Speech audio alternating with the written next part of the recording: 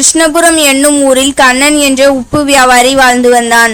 அவன் தினந்தோறும் ஒரு கழுதையின் முதுகில் உப்பு மூட்டையை ஏற்றி வெளியூரில் உள்ள சந்தைக்கு வியாபாரத்திற்காக கொண்டு போவான்.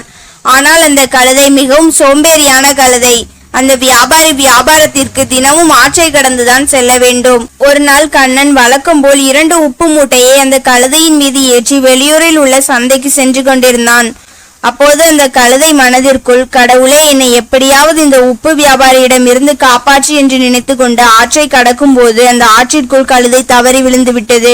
அப்போது அந்த வியாபாரி அந்த கழுதையை தூக்கிவிட்டான். அப்போது கழுதையின் முதுகில் இருந்த உப்பு மூட்டை நனைந்து தண்ணீரில் கரைந்து எடை குறைந்தது. அப்போது அந்த கழுதை, என்னுடைய கஷ்டம் அந்த கடவுளுக்கு புரிந்துவிட்டது என்று சொல்லி அந்த கழுதை சந்தோஷப்பட்டு கொண்டது. ஆனால் நஷ்டப்பட்ட அந்த வியாபாரி உப்பை சந்தைக்கு கொண்டு போக முடியாத காரணத்தினால் திரும்ப அந்த கழுதையை வீட்டிற்கு கொண்டு போய்விட்டான். மறுநாளும் அந்த வியாபாரி உப்பு மூட்டையை கழுதையின் முதுகில் ஏற்றி கொண்டு சந்தைக்கு சென்று கொண்டிருந்தான். அப்போது கழுதை உப்பு ஆற்றில் கரைந்தால் எடை குறைந்துவிடும் என்று தெரிந்து கொண்டதால் மறுபடியும் ஆற்றில் வேண்டும் என்றே தவறி விழுந்தது.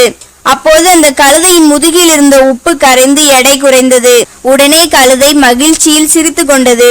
இப்படியே கண்ணன் அந்த கழுதையை சந்தைக்கு கொண்டு போகும் போதெல்லாம் அந்த கழுதை தந்திரமாக உப்பை ஆற்றில் நனைத்து கொண்டே இருந்தது.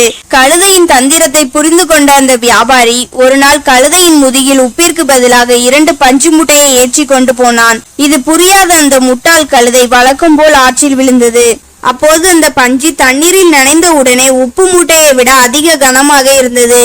இதனால் அந்த கழுதை அந்த பஞ்சு மூட்டையை மிகவும் கஷ்டப்பட்டு சுமந்து கொண்டு ஆற்றின் கரையை அடைந்தது. வியாபாரியை ஏமாற்றி நினைத்த கழுதை ஏமாந்து போனது. இந்த கதையின் நீதி: நாம் ஒருவரை ஏமாற்ற நினைத்தால் கடவுள் ஒரு நாள் நம்மை நிச்சயமாக ஏமாற்றி விடுவார்.